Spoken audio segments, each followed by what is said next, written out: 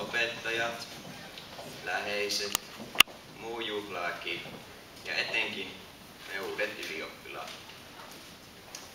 Olemme kirjoittaneet itsemme historian, nimittäin Karttulan lukion historian, toiseksi viimeisenä kevään ylioppilaana.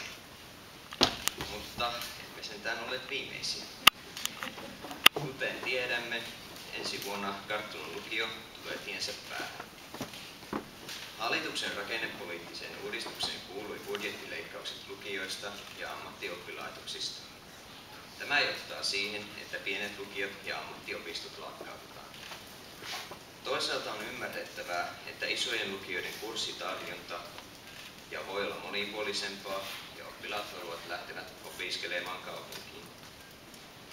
Arvostan, että minulla on ollut mahdollisuus opiskella oman paikkakuntani lukiossa, josta myös vanhempani ovat kirjoittaneet ylioppilaiksi. Itse näytin pienet lukiot ideaalisempana oppipaikkana, meidän lukio hyvänä esimerkkinä. Opiskelun aloittaminen ei luonut paineita, kun tiesi jo, että vanhat esikoulustakin tutut oppilaat ja yläasteelta tutut opettajat olivat vastassa. Pieni ryhmäkoko helpotti opetusta, kun pystyi kysymään opettajilta ja joilla oli aikaa myös vastata kysymyksiin.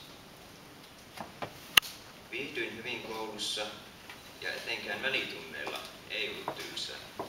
Kun aulasta löytyi muutama tietokone, televisio ja lentopallo, jota tuli potkiskeltua ulkona ja joskus sisälläkin. Meillä on ollut hyvä ryhmähenki lukiossa, vaikka pieniä kiistoja sattuikin syntymään. No, sehän on aivan normaalia ja tervettä käytöstä. Toimimme luokkamme kanssa kuitenkin hyvin yhteistyössä ja onnistuimme keräämään varoja luokkaretkeemme Roomaan.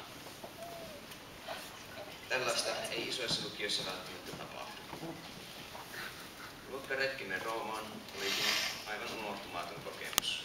Kaupunki oli aivan mahtava, nähtävyyksiä riitti, pizzaa tuli syötyä ja kävellessä monia kymmeniä kilometrejä. Jotkut illat tulikin sitten vietettyä hieman hilpeitissä tunnelmissa. Valitettavasti mikään ei kestä ikuisesti ja lukiomme lakkautetaan ensi vuoden jälkeen. Haluan kiittää luokkaamme erinomaisesta lukiokokemuksesta, opettajiamme, jotka kaikin voimin pystyivät ja tahtoivat opettaa meitä, ja perhettäni kaikesta kannustumuksesta. Suurkiitos myös entiselle luokanvalvojallemme Nina Savolaiselle, joka opetti meitä yläasteelta lukion toiselle luokalle asti ja joka jaksoi aina itsellä kanssamme kriittisilläkin hetkillä.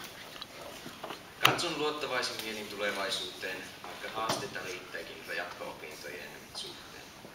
Toivotan onnea meille uusille ylioppilaille ja menestystä opintoihin. Uskotaan itsemme. Ja kuten Buzz Lightyear sanoi, kohti ääretöntä ja sen yli.